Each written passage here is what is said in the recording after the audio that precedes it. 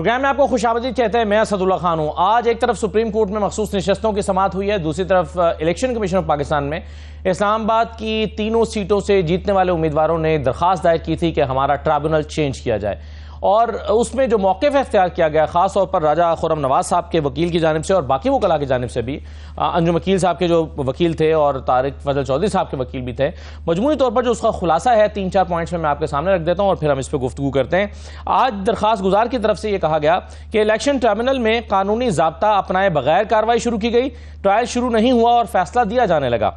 दरख्वास्त गुजार के वकील ने यह भी कहा कि ट्रिब्यूनल में जल्दबाजी का मुजाहिरा किया जा रहा है। राजा खुर्रम नवाज साहब के वकील ने कहा कि ट्रिब्यूनल जज ने कहा है कि बयान हल्फी जाली हुआ तो इधर से ही जेल भिजवा दूंगा। फिर कहा गया कि हम ट्रिब्यूनल में पेश नहीं हुए तो जुर्माने शुरू कर दिए गए। तारिक फजल चौधरी साहब के वकील ने कहा है कि ज्यादा ट्रिब्यूनल्स बनने चाहिए थे, किसी मुअज़्ज़िज़ रिटायर्ड जज को जिम्मेदारी दी जाती तो ज्यादा बेहतर होता। इसी तरह से जो है वो कुछ और भी आर्गूमेंट्स दिए गए और फिर फैसला महफूज करने के बाद जब सुनाया गया तो कहा गया कि ये दरखास्तें काबिल समाअत हैं, इन पर 6 जून को यानी परसों समाअत होने जा रही है। इसी मामले पर हम प्रोग्राम में सबसे पहले गुफ्तगू करेंगे। NA 48 इस्लामाबाद के हल्के से इलेक्शन लड़ा था अली बुखारी साहब ने और राजा खुर्रम नवाज साहब ने। हमारे साथ स्टूडियोज़ में अली बुखारी साहब भी मौजूद हैं और राजा खुर्रम नवाज साहब भी मौजूद हैं। मैं आप दोनों को खुशामदीद कहता हूँ। राजा खुर्रम नवाज साहब, सबसे पहले मैं आपकी तरफ आऊँगा। आपने कहा कि हमें सुना नहीं जा रहा, अदालत ये ट्रिब्यूनल ये कह रहा है कि आप आ नहीं रहे, तो जब आप जाएंगे नहीं तो आपको सुना कैसे जाएगा? देखें जी, बात ये है कि हम लोग बिल्कुल गए हैं ट्रिब्यूनल के अंदर, और ट्रिब्यूनल के अंदर जो पहली पेशी थी उसके ऊपर हम गए और हमने बताया कि हमने अपने वकला को हायर करना है। हमने वकला को हायर किया। दूसरी पेशी के ऊपर हमने जो अपना जवाब जमा करवाना था वो हमने करवाया। लेकिन देखें, ट्रिब्यूनल के अंदर कुछ ऐसी वहाँ से बातें होना शुरू हो गई जो मीडिया के ऊपर, जो जिस तरह मेरे ऊपर बात हुई कि पूरा दिन मीडिया के ऊपर बातें होती रहीं कि राजा खुर्रम नवाज को जी 15,000 रुपया जुर्माना कर दिया गया, RO को जुर्माना कर दिया गया। हालांकि जब ऑर्डर आया तो मेरे ऊपर कोई जुर्माना नहीं हुआ था। एक मीडिया ट्रायल शुरू हो पड़ा। देखें, जब कोई भी ट्रायल कोर्ट होती है तो ट्रायल कोर्ट के अंदर हम लोगों ने जो रिस्पोंडेंट होते हैं, हमने अपनी एविडेंस देनी है और जो एप्लीकेंट है उसने अपनी एविडेंस देनी है, और फिर वो एविडेंस देख के ये फैसला होता है कि कौन ठीक है कौन गलत है। ये इतना जाहिर बात है कि एक पूरी कॉन्स्टिट्यूंसी का इशू है। यहाँ पे अगर कोई मिसकंडक्ट हुआ है या कोई ऐसी चीजें होती हैं तो वो सब लोगों ने उनको पेश करना है, और उसके बाद उसके ऊपर जो भी जिस तरह कोर्ट के अंदर बात हुई कि फॉरेंसिक की बिल्कुल होना चाहिए, ठीक है। जिस तरह कोर्ट के अंदर ये भी कहा गया कि जो एफिडेविट हैं, अगर कोई देखें कोई गलत एफिडेविट देता है तो ऐसी कोई बात हुई है तो बिल्कुल होना चाहिए उसके ऊपर, लेकिन किसी की भी वहाँ पे इज्जत नहीं उछाली जानी चाहिए। सही है। नहीं, मगर राजा साहब ये तो इस पर जो आपको एतराज हुआ आपके वकील को कि अगर जाली एफिडेविट हुआ तो जेल भेज देंगे, इस पर आपको एतराज होना नहीं चाहिए था। आपने कौन सा कोई जाली एफिडेविट जमा कराना है? सर मेरे ये आपको किसी ने गलत कहा है, ऐसी कोई बात नहीं वहां पे हुई। आज सिर्फ यही बात हुई कि ये ट्रायल कोर्ट है और ट्रायल कोर्ट को मतलब एक तरीकाकार है और कानून है जिसके जरिए ट्रायल कोर्ट ने प्रोसीडिंग्स करनी है। और सबसे बड़ा जो इशू है कि देखें, जब भी ट्रिब्यूनल बनता है, ट्रिब्यूनल के साथ उसका एक रजिस्ट्रार भी अपॉइंट होता है जो हमारे इस केस में अपॉइंट नहीं हुआ। और यहाँ पे जितनी भी एप्लीकेशंस दी गई हैं, जैसे दूसरे मेरे साथ कोलीग्स हैं, उनके एक तो रजिस्ट्रार अपॉइंट नहीं हुआ, फिर इनकी एप्लीकेशंस टाइम बार्ड हैं। वो उसके ऊपर जब हमने अपना एतराज उठाया कोर्ट के अंदर तो वहाँ पे उनको पहले उसका फैसला करना चाहिए, फिर आगे उनको बढ़ना चाहिए। बेसिकली इस तरह के ये इश्यूज हैं जिनके ऊपर हमारी रिजर्वेशंस थी, जिसके लिए हम लोग आज इलेक्शन कमीशन के पास गए।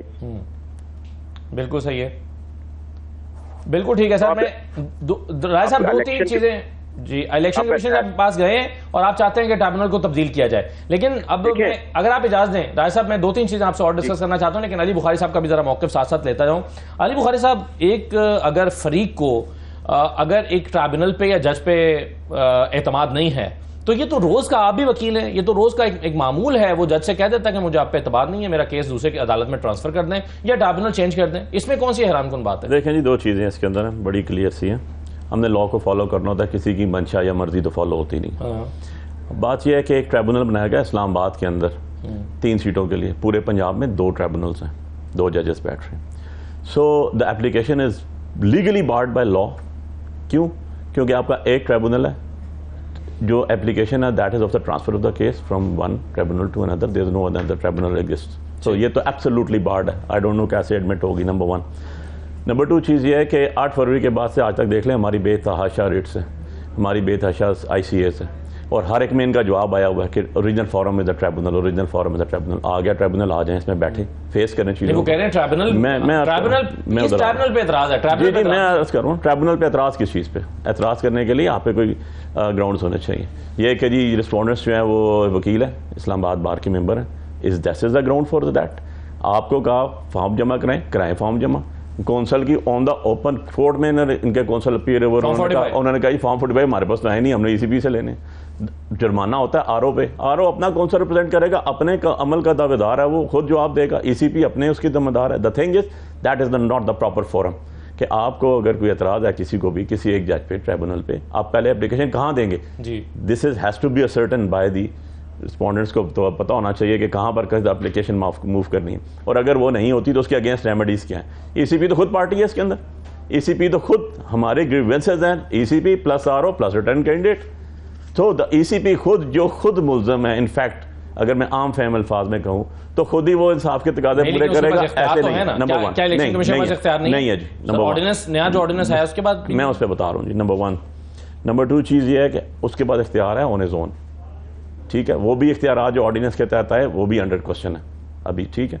नंबर 2 चीज़ ये आ गई कि एक प्रोसीजर अडॉप्ट होता है। प्रोसीजर अडॉप्ट हुए बगैर चीज़ें नहीं हो सकती। कैसा प्रोसीजर? एक नाम मांगा गया, हाई कोर्ट से 3 नाम दिए गए, उसके अंदर से ECP ने एक नाम दिया, देन उसके बाद चीफ जस्टिस के पास से इस्लामाबाद हाई कोर्ट के पास से नोटिफिकेशन हुआ। अब किसी की मंशा पे नहीं हो सकता। 120 डेज 180 डेज मेंशन है उसके अंदर। ये क्या एक क्वेश्चन रेज हुआ या एक पॉइंट रेज किया, बहुत उजलत में कर रहे हैं, जल्दी में कर रहे हैं, भाई जमा करा दें फॉर्म 45। डॉक्यूमेंट्री एविडेंस की बात है, ओरल एविडेंस की तो बात ही नहीं है इसके अंदर, जो 6 महीने लग जाएंगे, साल लग जाएंगे, शातें होंगी, जिरा होगी। डॉक्यूमेंट्स हैं, एक के भी नहीं, 2 के भी नहीं, 6 के जमा हो चुके हैं। मेरे जमा हो चुके हैं, मेरे साथ रिटर्न के डेट को छोड़ दें आप, उसके बाद आपके आज़ाद के डेट मुस्तफा नवाज खोखर जमा हो चुके, TLP के जमा हो चुके, आज़ाद के डेट डॉक्टर ख्वाजा साहब उनके हो चुके। तो डॉक्यूमेंट्री एविडेंस है, इसमें तो बात ही कोई नहीं है। फ्रांजे को राजा साहब FIA पे जाए, फ्रांजे को सामने बैठ जाए, कमीशन मुकर्रर होगा, दूध का दूध पानी का पानी। राजा साहब एक जो चीज ऐड कर लूँ, किसी एक और ही कहा गया कि आपको जेल भेज देंगे, सबको कहा गया कि जिसका डॉक्यूमेंट आपका भी जाली होगा तो आपको भी भेज देंगे। जी ऑब्वियसली जी, हमने तो कहा था जी, पहले दिन से कह रहे हैं। कोर्ट में गए, फर्स्ट पिटीशन मेरी थी पाकिस्तान के अंदर, उसमें भी कहा गया अच्छा जी ले। लेकिन अगर राजा साहब का देखें ना, वो इलेक्शन कमीशन की तरफ से जारी किया गया फॉर्म 45 है, तो ये जाली तो नहीं है ना, वो तो इनके पॉइंट से जाली नहीं है ना। राजा साहब ये बताएं कि फॉर्म 45 जो भी इलेक्शन कमीशन ने आपको दिया है वो इनसे मुख्तलिफ हो सकता है, लेकिन इलेक्शन कमीशन अगर आपको जारी कर रहा है और आपके पास मौजूद है, वो आप जमा क्यों नहीं करा रहे? देखें जी, किसने कहा कि नहीं जमा करवा रहे? ठीक है, ऐसी कोई बात नहीं हुई कि हम नहीं जमा करवा रहे। अभी तक नहीं कराया सर।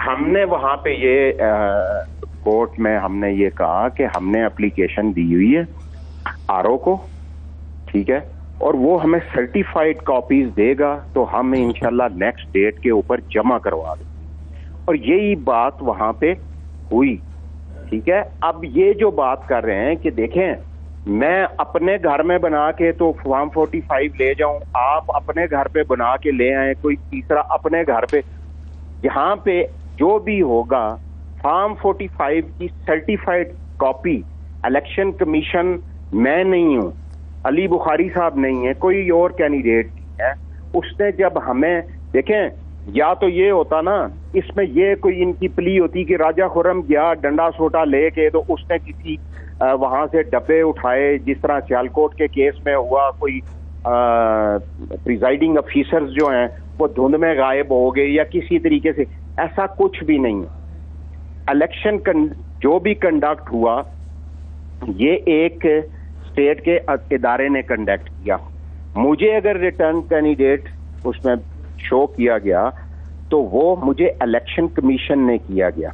ठीक। अब मेरी कॉपी की कोई हैसियत नहीं है, किसी और की कॉपी की कोई हैसियत नहीं है, जब तक हमें सर्टिफाइड कॉपीज जो हमसे मांगी गई हैं वो हमने जमा करवानी है और अपने लोगों के एफिडेविट्स जमा करवाने हैं। मैंने अपना एफिडेविट देना है, मैंने अपने जो मेरा चीफ पोलिंग एजेंट है उसका एफिडेविट देना है, मैंने अपने पोलिंग एजेंट्स के देने हैं और इंशाल्लाह ये सारी चीजें तैयार हैं।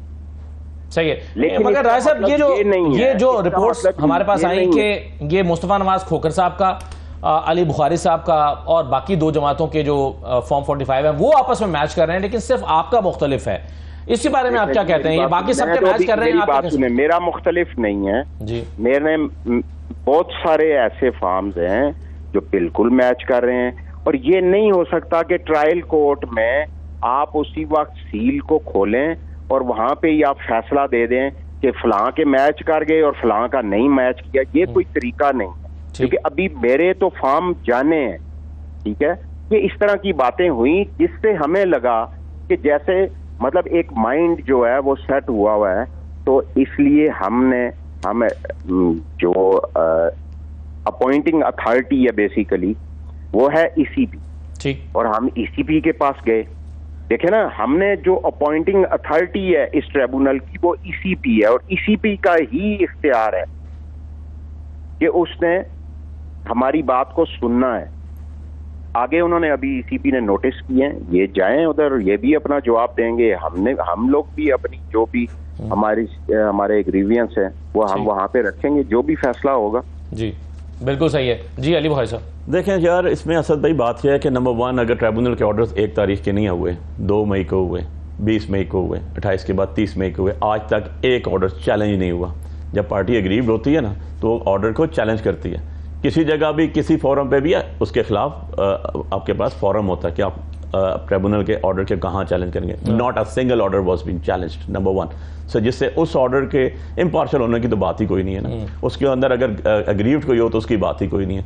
तीनों पिटिशनर्स जो इस्लामाबाद के हैं जिन्होंने की है, तीनों की एप्लीकेशंस पढ़ लें, एक कौमे का फर्क नहीं है, सेम जगह ड्राफ्ट हुई, सेम चीज हुई, सिर्फ नीचे नाम वकीलों के बदले हुए। जरा पढ़ लें, उसको देख लीजिएगा, ऑर्डर देख लें, same stereotype order, same very footing. Now the thing is के सर्टिफाइड कॉपीज देनी थी जिन्होंने, उन्होंने जमा करा दी। हमारे पास ओरिजिनल कॉपीज होती हैं, जो जब आप बैठे होते हैं, आपके पोलिंग एजेंट बैठे होते हैं, सबके साइन होते हैं और वो उसके नीचे थंब इंप्रेशन लगा होता है, किसका? असिस्टेंट प्रेजाइडिंग ऑफिसर और प्रेजाइडिंग ऑफिसर्स का। सही है। हर एक कैंडिडेट के पास होते हैं। आप ये कैसे शोर मचा रहे हैं कि हमारे फॉर्म जो हैं हमारे आपस में सबके मैच कर गए और इनका मैच नहीं करा? जो फॉर्म 45 वो कहते हैं सामने ही नहीं आए, सामने आ गए, जिनके पास थे उन सबने सामने कर दिया, जिन्होंने नहीं थे उनके वकील ने खड़े होकर कह दिया हमारे पास कोई नहीं है। उन्होंने कहा हमारे पास तो है ही नहीं। अच्छा, फॉर्म 45 नहीं है तो फिर आप फॉर्म 47 कैसे इशू हो गया आपका? ये तो हो ही नहीं सकता। आपका बंदा बैठा होता है, उसको प्रेजाइडिंग ऑफिसर साइन करता है, उन सबके साइन लेते हैं। मेरे फॉर्म पे इनके पोलिंग एजेंटों के भी साइन हुए हैं। अच्छा। और उसके बाद प्रेजाइडिंग और प्रेजाइडिंग ऑफिसर, मैं प्रोसीजर जरा समझा दूंगा आपको। उसके बाद वो जाता है, उस पर काउंटिंग होती है और फॉर्म 47 आपको इश्यू होता है, तभी तो फॉर्म 47 पे जीता हुआ इनको कहा जाता है, क्योंकि फॉर्म 45 पे तो आ रहे हुए हैं सारे के सारे। नंबर 2 जो उसके अंदर इंपॉर्टेंट चीज है बड़ी, ईसीपी अपने फॉर्म जमा कराएगी, आरओ के पास अपनी कॉपीज होती है, अपने फॉर्म जमा कराएगी, असिस्टेंट प्रेजाइडिंग और प्रेजाइडिंग ऑफिसर के पास कॉपी होती है, वो भी करेंगी। प्लस बहुत इंपॉर्टेंट चीज है जिससे ये भाग रहे हैं सारे, एक सिस्टम 38 करोड़ रुपए का लिया, EMS सिस्टम, जो के लिया इसने इलेक्शन कमीशन ऑफ पाकिस्तान। हर प्रेसिडेंटिंग ऑफिसर ने, नेट चल रहा हो ना हो, मोबाइल सर्विस ऑन हो या ना हो, उसने तस्वीर खींच के भेज दी आरओ के पास। हमने तो कहा वो भी पेश करें, फॉर्म गलत हो सकते हैं, चीजें ऊपर नीचे हो सकती हैं, असिस्टेंट प्रेसिडेंटिंग का जो EMS सिस्टम है वो गलत नहीं हो सकता, और वही उन्होंने बाहर पेस्ट भी किया। This is the law. जो आपका लॉ कहता है वो ये कहता है कि आप वहां पर ऐलान करेंगे, बाहर निकल के इलेक्शन के पोलिंग के बाहर पेस्ट करेंगे, पेस्ट करने के बाद सबको एक एक कॉपीज देंगे, सबको एक एक कॉपीज होगी, इनके पास भी होंगी, हारे हुए जो कैंडिडेट्स हैं इनके पास। उसके बाद एक उसका वहां से तस्वीर खींचेगा, तस्वीर खींच के वो वहां से आरओ को भेजेगा, और EMS सिस्टम भी ट्रिब्यूनल ने तलब किया हुआ। भाई इंसाफ के तकाजे हैं, सारी चीजें सामने रखें, बैठे पता लग जाएगा। ठीक है, चले मैं एक सवाल और राजा खुरम साहब से ले लूं और उसके बाद फिर मैं अंजुम अकील साहब का मौक़िफ़ भी लेना चाहूंगा। राजा साहब, ये जो कुछ दिन पहले एक रिपोर्ट आई थी, पतन की रिपोर्ट, आपने जरूर देखी होगी, उसमें जितने उनके पास पोलिंग स्टेशन के फॉर्म 45 मौजूद थे जो उन्होंने इकट्ठे किए, उसके मुताबिक वो कहते हैं कि जी अली बुखारी साहब ने NA48 में 70,000 वोट लिए, 70,318, और आपने 26,874 वोट लिए, यानी तकरीबन 50,000 वोटों का फर्क सिर्फ उन फॉर्म 45 पर है जो दस्तयाब थे। इस रिपोर्ट के बारे में आप क्या कहेंगे? देखिए जी, ये सारी चीजें ना अब कोर्ट में आ चुकी हैं, ठीक है। जिस दिन ये इलेक्शन था ना, ये अली बुखारी छोटा भाई है मेरा, ये भी बाहर खड़ा था और मैं भी वहां पे ही खड़ा था, ठीक है। ये भी यहाँ पर मुझे अंदर नहीं जाना ये भी सारी रात आरओ के ऑफिस बाहर खड़ा रहा और मैं भी खड़ा रहा अपना रिजल्ट लेने। ऐसा आपको तो बुलाया गया ना फोन करके? मुझे किसी ने नहीं बुलाया, मेरे ख्याल में तो फोन करके बुलाया गया। हम तो वहां पर फॉर्म 45 सारे लेकर गए थे। इनको भी, ये भी उधर ही खड़े रहे, हम भी खड़े रहे, मतलब कोई 10-10 घंटे खड़े रहे और उसके बाद हमें रिजल्ट मिला। अब बात ये है, कोई पतन रिपोर्ट दे रहा है, कोई क्या रिपोर्ट दे रहा है, जो भी रिपोर्टें हैं, अब कोर्ट्स हैं, ट्रिब्यूनल्स हैं। देखें, मेरा अगर आपके ऊपर किसी चीज के ऊपर एतमाद नहीं है तो ये मेरा कानूनी हक है कि मैं उसके ऊपर एतराज उठाऊं, ठीक है जी। और ये आम कोर्ट्स में भी होता है कि मेरा किसी जज के ऊपर या किसी और चीज के ऊपर मुझे कोई ग्रीवियंस है तो मैं किसी तो राय साहब आप चाहते हैं कि रिटायर्ड जजेस पर मुश्तमिल एक बनाया जाए ट्रिब्यूनल, उसके हवाले किया जाए? ये सब बातें किसी बंदे ने नहीं कहा कि कोई रिटायर्ड जज हो, कुछ हो। हम तो अपने ग्रीवियंस लेके गए जी। और अगर जो भी देखें, पहले भी इलेक्शन कमीशन ने ये ट्रिब्यूनल बनाया, उन्होंने अपॉइंट किया, तो अगर आप कोई और हो जाता है तो वो भी कोई नहीं, मगर कोई और है ही नहीं ना। आप क्या कहते हैं, नया ट्रिब्यूनल बनाया जाए सर? फिर बेशक, हाँ बिल्कुल जी, या किसी भी और ट्रिब्यूनल में। पाकिस्तान में बहुत सारे ट्रिब्यूनल बने हुए हैं, किसी और में इस्लामाबाद हाई कोर्ट के किसी और जज पर मुश्तमिल बना दिया जाए तो आपको कोई इतराज नहीं? मैं कहता हूं कि किसी भी पाकिस्तान के किसी शहर में या किसी सूबे के अंदर जो ट्रिब्यूनल्स बने, किसी में भी ट्रांसफर हो जाए। सर, इस्लामाबाद हाई कोर्ट के किसी और मुअज़्ज़िज़ जज पर मुश्तमिल नया ट्रिब्यूनल बना दिया जाए तो उस पर कोई इतराज तो नहीं होगा? अब आपको ना मैं एक किस्सा सुनाने लगूं जी। किस्सा ये है कि आपने कई दफा खबर सुनी होगी कि 2 ग्रुपों की लड़ाई, हाँ, और उसमें 3 राहगीर मारे गए जी। अब मतलब हम राहगीरों की तरह मरना नहीं चाहते। ठीक है, चले मैं सही है सर, चले आपने बहुत कुछ कह दिया इस किस्से में। तो अब अंजुम अकील साहब का जरा मैं मौक़िफ़ ले लूं। अंजुम अकील साहब, आपने भी आज यही मौक़िफ़ इख्तियार किया है? बिस्मिल्लाहिर्रहमानिर्रहीम। मेरा मतलब तो बड़ा सादा सा है जी कि मेरे केस में मेरे मुखालिफ ने आरओ को पार्टी नहीं बनाया था, ईसीबी को पार्टी नहीं बनाया था, ठीक। और उनको बगैर हमारे इतराज सुने बगैर उनको उनके कहने पे उनको अमेंडमेंट करने दे दी गई और आरओ को ईसीबी को पार्टी बना दिया गया जी। दूसरा, जो हमारा टाइम जो है उनका एप्लीकेशन दायर करने का टाइम बाहर हो चुका था, इसके बावजूद उनकी एप्लीकेशन एंटरटेन कर ली। इसी तरह उस पर ऑब्जेक्शन लगाए गए थे स्टार ऑफिस में, तो वो ऑब्जेक्शन भी उनकी मौजूदगी में उनकी एप्लीकेशन को एंटरटेन कर लिया गया। इसी तरह जब नया ट्रिब्यूनल बनता है, उसका रजिस्ट्रार का अलग है ऑफिस, नया रजिस्ट्रार तैनात होता है, उसको बनाए बगैर ये एप्लीकेशन एंटरटेन कर ली गई। उस पर मुझे इतराज था, तो इसलिए हमने तो सर ये आप जो 3 चीजें बता रहे हैं अंजुम अकील साहब, ये जाहिर है टेक्निकल चीजें हैं, आप टेक्निकल बुनियादों पे अपना केस लड़ना चाहते हैं। आप अपना केस मेरिट पे क्यों नहीं लड़ना चाहते? क्यों नहीं आप अपने फॉर्म 45 देते? दूध का दूध पानी का पानी हो जाएगा। क्यों आप इस पे पीछे छुड़ेंगे? टाइम बार्ड है, ये लेट हो गया है जी, इसमें आरओ ईसीपी या ईसीपी को क्यों पार्टी नहीं बनाया गया? टेक्निकल बेसिस देखें ना, एक बंदे का जो डिफॉल्ट कर चुका है और उसका केस खत्म होता है, तो खाम का उसको दोबारा मौका क्यों दिया जाता है और उसमें हमें सुना ही नहीं जाता? वो हमारा हक है उस पर ऑब्जेक्शन करना कि ये क्यों उसके जो ऑब्जेक्शन रजिस्ट्रार ऑफिस में लगाए हैं उनको खत्म किए बगैर उनको दोबारा परमिशन दे दी गई, उनको वेव ऑफ कर दिया गया ऑब्जेक्शन को, या उनके टाइम बाहर हो गया था, उस पर टाइम बाहर को। लेकिन यही तो पॉइंट है, ये लीगल पॉइंट है। टाइम बाहर का मतलब ये है कि एक टाइम इज जो कि डिफाइन है, इस टाइम के अंदर अंदर आप एप्लीकेशन दे सकते हैं। उस टाइम के अंदर अगर बंदा एप्लीकेशन नहीं देता तो इसका मतलब यह है कि वो इलीगल है, या उसको एंटरटेन नहीं करना चाहिए। कानून कहता है, हम कहते हैं कानून के मुताबिक उसको चलना चाहिए। किसी को फेवर देते वक्त मतलब दूसरी पार्टी को एतमाद से जरूर ले, उसको मौका तो दे, उसका ऑब्जेक्शन जायज है या नाजायज है। ठीक है, हमारा इतना सा है और कोई सही है। अंजुम साहब एक चीज मुझे और बताइए, मैं भी राजा साहब से भी पूछ रहा था पतन की रिपोर्ट का हवाला देकर। ये जो पतन की रिपोर्ट है आपने यकीनन देखी होगी, उसके मुताबिक वो कहते हैं कि जो फॉर्म 45 हमारे पास दस्तयाब हैं उसके मुताबिक आमिर मसूद साहब जो हैं, जो आपके बद मुकाबिल उम्मीदवार थे, पीटीआई के हमायत याफ्ता, उन्होंने 75,600 वोट दिए हैं और आपके वोट 38,000 हैं। यानी ये 25 और 12 अगस्त पहली बात ये जी। सच नहीं है। दूसरी बात है फार्म 45 हमारे पास भी हैं। तीसरी बात है कि हमने मीडिया में भी अपने फार्म 45 दिखाए हैं, लेकिन ये जो ट्रिब्यूनल है ये एक ट्रायल है।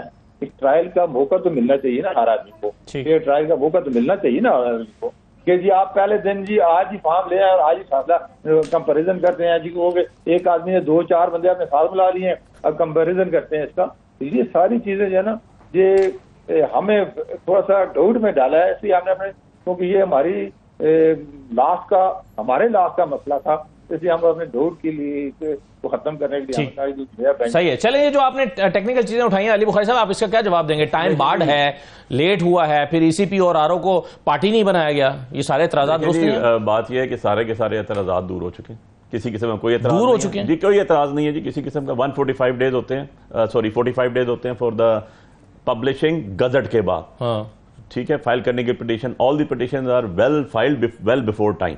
अच्छा जी, उसके बाद कोई अगर ऑब्जेक्शन थे that was removed well within time. तीसरी चीज आ जाता हूँ, बड़ी मजे की बात की है, मैंने पहले राज साहब को भी सुना, खान साहब को भी सुन रहा हूँ। अभी इशू ये है कि आप मीडिया पे दिखा रहे हैं, आप फलां जगह दिखा रहे हैं, यार अदालत मांग रही है फॉर्म 45 लेके जाएं, दूध का दूध पानी हो जाएगा। अच्छा नहीं होगा, जज साहब ने तो ये भी कहा अगर किसी को एतराज नहीं होगा हम बाहर भेज देंगे, पाकिस्तान से बाहर भेज दें। यार हम तो कहते हैं, हमें तो उन्होंने कहा जियो पे इश्तिहार कराओ, हमने कहा वहां भी कराएंगे, हमें उन्होंने कहा पीटीवी में कराओ, वो भी कराएंगे, हमें उन्होंने कहा कॉपीज दो, हमने कॉपीज भी दे दी। इशू ये नहीं है। थर्डली बड़ी इंपॉर्टेंट चीज है, आपको टाइम बार्ड पे एतराज है, आपको उसके ऑब्जेक्शन रिमूव होने पे एतराज है, आपको पार्टी बनाने पे एतराज है, सब पिटीशन की बात करूं एतराज है। ऑर्डर तो चैलेंज ही नहीं किया आपने कहीं पे, कोई भी मुझे ऑर्डर बता दें, 2 तारीख का ऑर्डर, उसके बाद 20 तारीख का ऑर्डर, उसके बाद 30 तारीख का ऑर्डर, कोई एक ऑर्डर चैलेंज हुआ आज तक?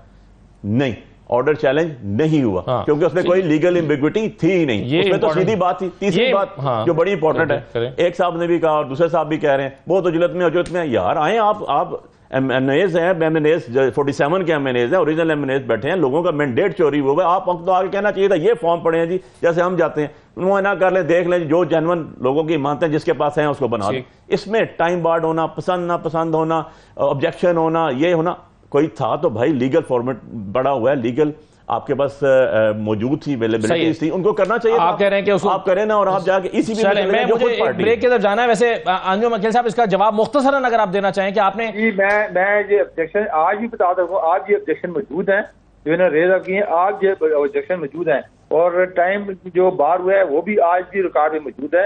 ये सारी चीजें हम आगे ट्रायल में चेक करेंगे सर। लेकिन आपने चैलेंज क्यों नहीं किया अभी तक इन ऑर्डर्स को? नहीं, हमें तो मौका ही नहीं मिला ना, मौका नहीं मिला, बोलने का मौका ही नहीं मिला ना। ठीक है, चले, वो आप कह रहे हैं बोलने का मौका नहीं मिला, ट्राइब्यूनल्स आपको ढूंढ रहे हैं और जुर्माने करते फिर रहे हैं कि आप आ नहीं रहे, तो इसका शायद हल ईसीपी के पास है। बहुत शुक्रिया बहरहाल अंजुम वकील साहब, आपका भी अली बुखारी साहब प्रोग्राम में शिरकत करने के लिए। एक छोटा सा ब्रेक लेते हैं, ब्रेक के बाद वापस आएंगे तो खुर्रम दस्तगीर साहब हमारे साथ मौजूद होंगे, आप हमारे साथ रहिए।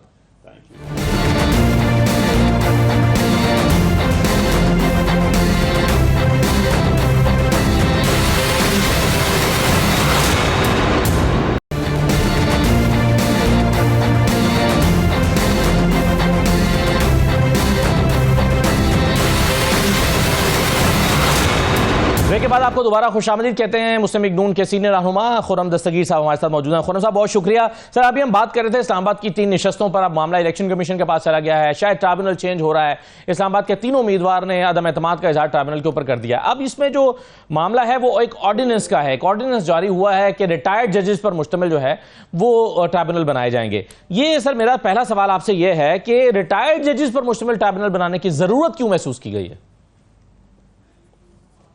जी, उसकी जरूरत तो उन लाखों केसेस की है जो पाकिस्तान की अदालत आलिया में पेंडिंग है, सुप्रीम कोर्ट्स में भी और हाई कोर्ट्स में भी।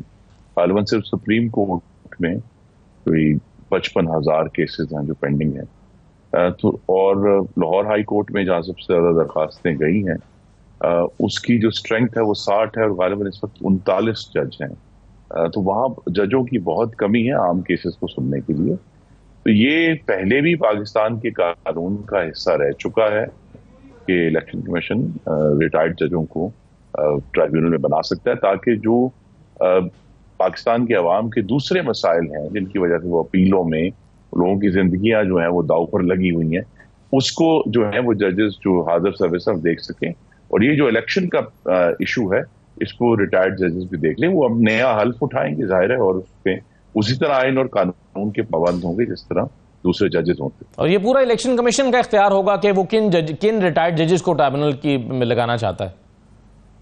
जी, हमेशा से ही इलेक्शन कमीशन का इख्तियार था, पहले भी था। अब सिर्फ ये कि उसमें जो हाजिर सर्विस जजेस को लेने के लिए हाई कोर्ट की कंसेंट चाहिए होती है, जो अदालत आलिया के चीफ जस्टिस हैं, तो उसमें भी यहाँ भी एक मयार के तहत ही जजेस को मुकर्रर किया जाएगा ताकि वो ये केसेस सुन सकें और जो आइन और कानून कहता है उसके मुताबिक फैसला कर सकते। लेकिन खुर्रम साहब, उसमें तो ये था ना कि पहले भी जब आपने ट्राइब्यूनल्स लगाने थे तो with the consultation of high court chief justice of any high court लगाने होते हैं। यहाँ पर कुलियतन इख्तियार अगर चीफ इलेक्शन कमिश्नर के पास या इलेक्शन कमीशन के पास इनफैक्ट चीफ के पास नहीं बल्कि कमीशन के पास आ गया, तो यहाँ पीटीआई का एतराज उसमें यह है कि हमारा जो ग्रीवेंस है वो तो है ही इलेक्शन कमीशन से, और यूं इलेक्शन कमीशन तो इसमें एक फरीक है, तो कैसे पूरा इख्तियार इलेक्शन कमीशन के पास आ सकता है?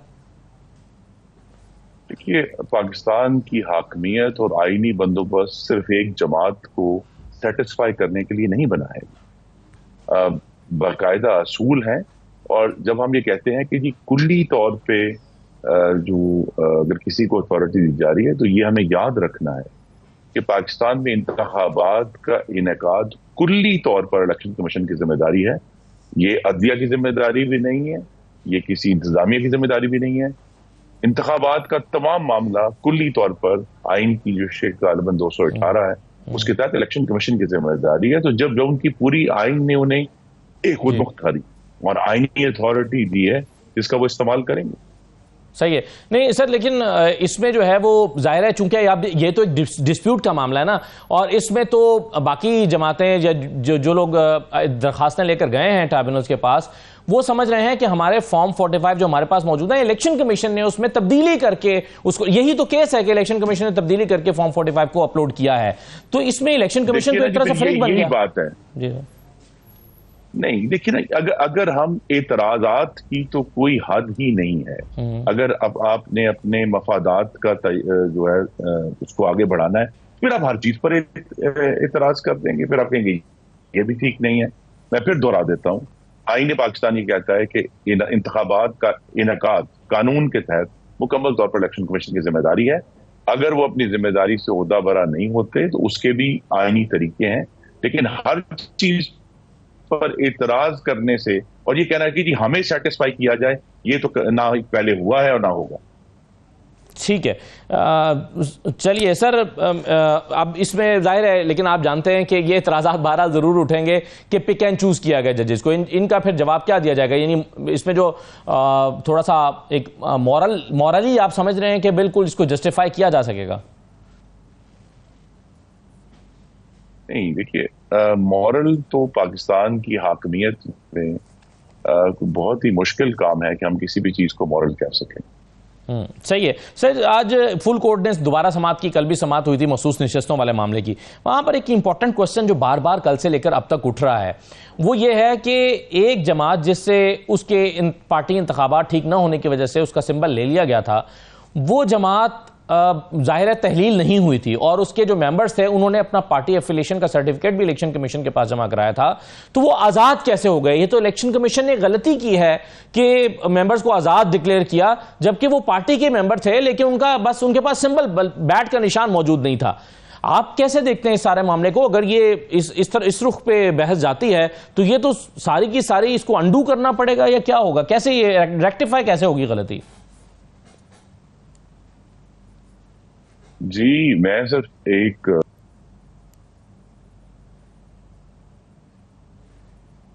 राय दे सकता हूं। जाती राय ये है कि तहरीक इंसाफ को या सुन्नी इत्तेहाद काउंसिल को नशिस्तें देने की कोई कानूनी और आईनी बुनियाद मौजूद नहीं है।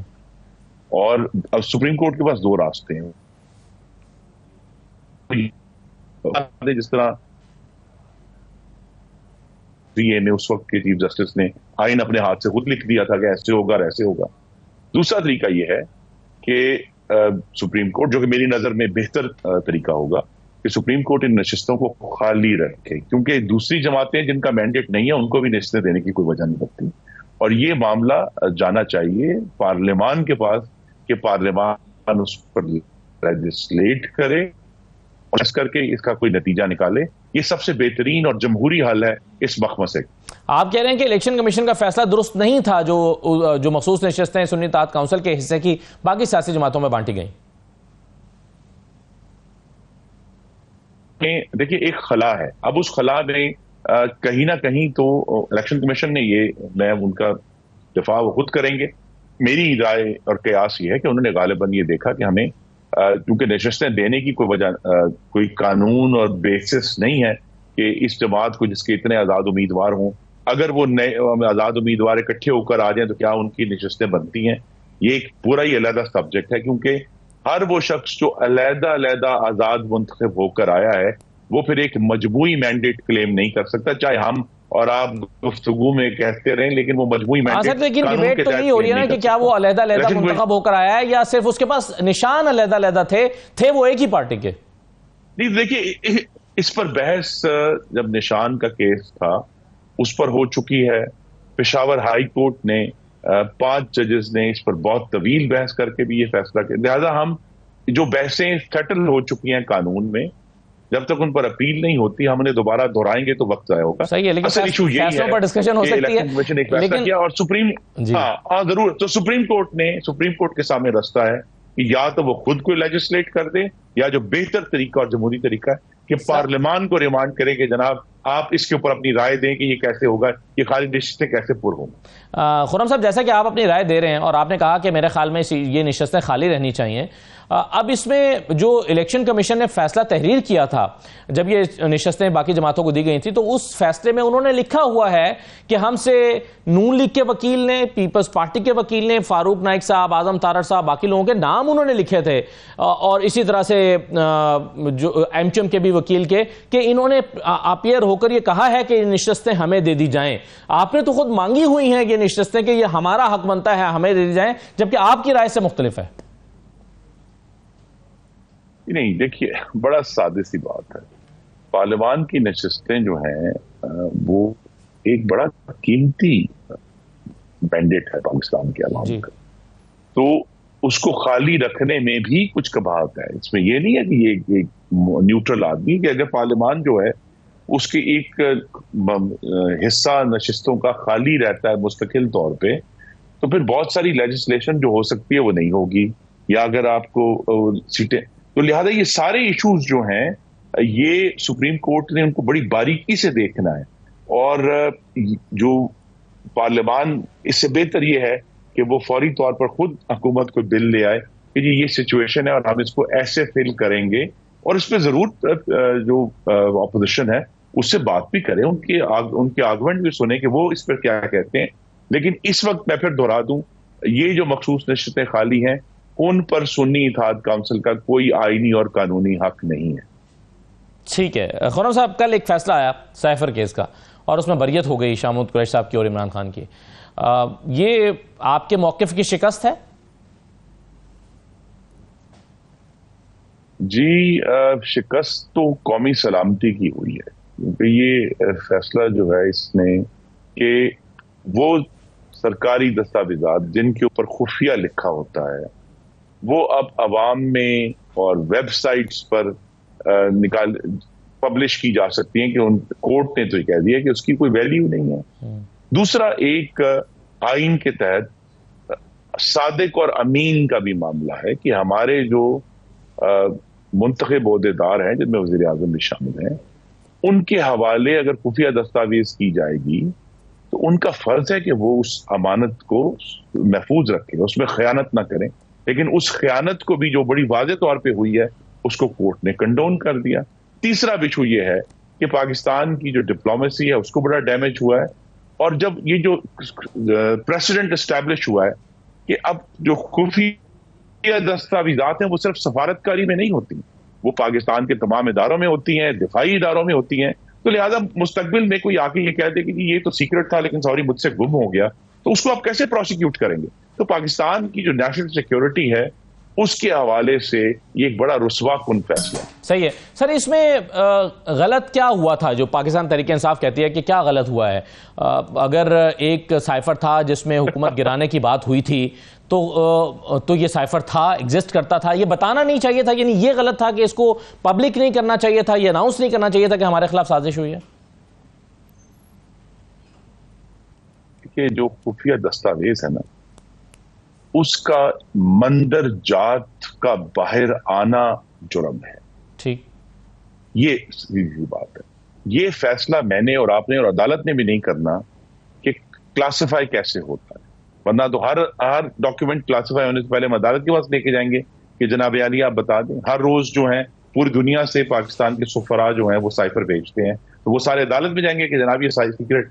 लिहाजा जो मंदरजात का पूरा सब्जेक्ट है, मैं फिर अब बतौर एक मुंतखब यानी कानून साज मैं रहा हूं, मंदरजात का तो सब्जेक्ट ही नहीं है। सब्जेक्ट ये है कि एक सीक्रेट डॉक्यूमेंट है जो कि वजीर आजम के हवाले किया गया, और वो ऑन रिकॉर्ड है कि वो कहते हैं मुझसे गुम हो गया, और वो फिर कुछ अरसे बाद दुनिया की वेबसाइट्स पे छपा, तो उसका उन्होंने इस्तेमाल किया। गुम हो जाना जुर्म है सारे इशू का उसके मदद जी नहीं, गुम हो जाना भी जुर्म है, और फिर उसका पब्लिक होना जो उनके मुंह से उन्होंने कई दफा पब्लिक किया जी, वो जुर्म है। सर अगर पब्लिक करना इसके मैं और आप तो इसका फैसला नहीं कर सकते कि जनाब ये वाली चीज ठीक है तो ये वाली चीज गलत है। ये खुफिया चीज जो है इसको पब्लिक किया जा सकता है और उसको पब्लिक नहीं किया जा सकता। तो ये मेरी और आपकी जजमेंट नहीं है। इसके कंटेंट को अगर पब्लिक करना जुर्म है तो फिर ये जुर्म तो किसी हद तक नेशनल सिक्योरिटी कमेटी ने भी की, जो उसको शहबाज शरीफ साहब ने हेड किया था, जिसके बाद बताया गया था कि हाँ ये मुदाखलत तो हुई थी और डिमाश जारी किया गया है। तो फिर तो किसी हद तक ये कंटेंट भी जारी नहीं होना चाहिए था। जी, तो इसी वजह से अदालत को ये इसके मंदरजात नहीं दिखाएगी, क्योंकि वो उसके मजाज नहीं है उस सीक्रेट डॉक्यूमेंट को देखने के। और ये जो नेशनल सिक्योरिटी कमेटी ने, उन्होंने जो पब्लिक एलिगेशंस थी उस वक्त के वज़ीर आज़म की, उनका जवाब दिया था कि जनाब ऐसे हुआ ऐसे हुआ। उन्होंने कहा जी हमने तो कोई ऐसी इसमें कहीं दूर दूर तक, तो लिहाजा जो एक्चुअल मंदरजात है वो डिस्कस नहीं की। ये कहा गया कि क्या चीज उसमें नहीं है, और ये बात एक दफा नहीं, ये एक से ज्यादा दफा नेशनल सिक्योरिटी कमेटी ने की। उसके बावजूद उसके ऊपर सारा बयानिया बनाया बानी चेयरमैन ने, और अभी आपको मालूम है एक दफा फिर जब अब इन्होंने बैरूनी जरीदे को इंटरव्यू दिया है तो फिर वो सब कुछ एब्सोल्युटली नॉट, क्या हम गुलाम हैं, उसको रद्दी की टोकरी में फेंक कर सिर्फ एक शख्स को इल्जाम दे दिया है। तो वो जो पाकिस्तानी कौम को गुमराह किया गया, क्या हम गुलाम है की बुनियाद पे, उसकी जिम्मेदारी कौन देगा? और उसकी जो बेसिस है वो एक सीक्रेट डॉक्यूमेंट है। पाकिस्तान की गवर्नमेंट में हर रोज हजारों की तादाद में सीक्रेट डॉक्यूमेंट्स सर्कुलेट होते हैं, लेकिन एक शख्स ने उसको सियासी आग और इक्तदार का ईंधन बनाया, ये जुर्म है। सर बहरहाल सियासी बयानियों की और ये सियासी बहस है, जब इस पे केसेस बन जाते हैं तो फिर उसका फैसला तो अदालतों से ही होता है। अब आप खुर्रम साहब क्या नहीं समझते कि वो जो जिन केसेस में 31 साल की सजाएं दी गई थी, उसमें उन्होंने कम से कम 3 केसेस में तो कानूनी जंग लड़कर जीत ली है। साइफर में भी जीत ली, 190 मिलियन पाउंड केस में भी जमानत हासिल कर ली, तोशाखाना भी मुअत्तल हो गया, आज आके एक इद्दत का केस बचा है। तो कानूनी जंग तो बहरहाल आपके सबसे बड़े सियासी हरीफ ने जीत ही ली है। सर जी, तो हम उसका सामना करेंगे, हमने हमेशा उनका सामना किया है, अब भी उनको रिलीफ देने वालों का भी सामना करेंगे और उनका भी सामना करेंगे। हम तो सियासी लोग हैं, पाकिस्तान की गलियों में खड़े हैं अपनी पार्टी का झंडा लेकर। जब यही अदालतें आपको 16 अरब रुपए की मनी लॉन्ड्रिंग का में सुरखरू करें तो आप कहते हैं देखें मासूम साबित हो गए, जब 22 अरब रुपए की मनी लॉन्ड्रिंग में आपको रिलीफ दें तो आप कहते हैं देखें हम बेगुनाह साबित हो गए, देखें हमने अदालतों से मुकदमा जीता। और अब जब आपके मुखालिफ यही फैसले हासिल करते हैं तो आप अदालतों पर अफसोस कर रहे हैं। नहीं, मैंने तो मुखालिफों को कुछ नहीं कहा, उनको रिलीफ मिल गया है, वो अब जो आगे उसकी कानूनी मामलात है। लेकिन देखिए ये नहीं हो सकता कि कल के फैसले में कानून की हुक्मरानी है और वो फैसले जिसमें मियां नवाज शरीफ को डिस्क्वालीफाई किया था उसमें कानून की हुक्मरानी नहीं थी, या ये दोनों फैसले जो हमारे खिलाफ थे उनमें कानून की हुक्मरानी होती है। तो अदलिया का रिकॉर्ड जो है वो उसमें तसलसल नहीं है, उसमें आइन और कानून पर अमल दरामद का तसलसल नहीं है। इसलिए ये सारा काम इतना सब्जेक्टिव हो चुका है कि हमें पाकिस्तान की जो रियासत है उसके बारे में, उसके अंदर जो तकसीम पैदा हो गई है मुख्तलिफ इदारों के अंदर, उसके बड़े तबाहकुन असरात हैं। और ये इतने ज्यादा तबाहकुन असरात हैं, बजाय कि मैं और आप ये डिस्कस करें कि मई में पिछले 3 साल की सबसे कम महंगाई थी, मई में अप्रैल 2024 के मुकाबले में कीमतें कम हुई, पाकिस्तान के फॉरेन एक्सचेंज रिजर्व 15 अरब हो गए हैं, पाकिस्तान के अंदर इस्तेहकाम आ रहा है, पाकिस्तान का जो तजारती खसारा है वो सबसे कम हो गया और गालिबन पहला बजट होगा जिसमें तजारती खसारा ना हो। बजाय ये कि हम ये डिस्कस करें कि पाकिस्तान के अवाम के लिए आटे की कीमत में 60 रुपए फी किलो की कमी हो गई है, यानी 500 रुपए की कमी है, 10 रुपए, हम उसको डिस्कस नहीं करें। हम पाकिस्तान के अवाम को जो मुआशी रिलीफ मिला है उसको डिस्कस नहीं कर रहे, हम पाकिस्तान के दारुल खलाफा में जो महल्लाती साजिशें वो डिस्कस कर रहे हैं। सही है। चलिए आखिर में सर ये बताइए कि वैसे जिन मौजूआत की तरफ आपने इशारा किया, आप जानते हैं कि हम इस पर भी रोजाना बात करते रहते हैं, लेकिन आज का मौजू ये है, ऐसा नहीं है कि हम उस पर बात नहीं करते। अच्छा ये बता दीजिए आखिर में सर कि आप अदालतों का जिक्र करें, अच्छी खबरें असल में खबर नहीं बनती। एक फैसला और दिया है और वो ये दिया है कि ये अच्छी खबर है, चलें ये खबर बन गई है कि पीटीआई का सील दफ्तर खोल दिया जाए। ये तो अच्छी खबर है ना सर, आप इसको तो मानते हैं। और ये भी क्या कहेंगे आपके सियासी बुनियादों पर सियासी जमातों के दफ्तर को सील करके सियासी इंतकाम का निशाना नहीं बनाना चाहिए? जी देखिए, अब तो जो अदलिया के मामलात हैं और आज के नहीं है, ये 7 साल से चल रहा है मामला, बस जिसको रिलीफ मिल जाए उसको रिलीफ को लेकर आगे चलना चाहिए। आइन और कानून तो उसको हमें दोबारा से इस रियासत को की बुनियादें सीधी करनी पड़ेंगी और हर फैसला जो है उसके बारे में ये मैं यही कहूंगा कि ये कहना मुश्किल है कि कौन सा फैसला कानून की हुक्मरानी पर था और कौन सा फैसला जो है वो रिलीफ के लफ्ज के ऊपर मबनी था। और इसीलिए रोनाल्ड डवॉकिन ने कहा था बहुत अरसा पहले कि law is simultaneously sword, shield and menace, कि बैक वक्त तलवार भी है, ढाल भी है और अफरीद भी है। ठीक है, बहुत शुक्रिया खुर्रम दस्तगीर साहब प्रोग्राम में शिरकत करने के लिए। ये नाज़रीन आज का प्रोग्राम था, इजाज़त दीजिए, अल्लाह हाफिज़।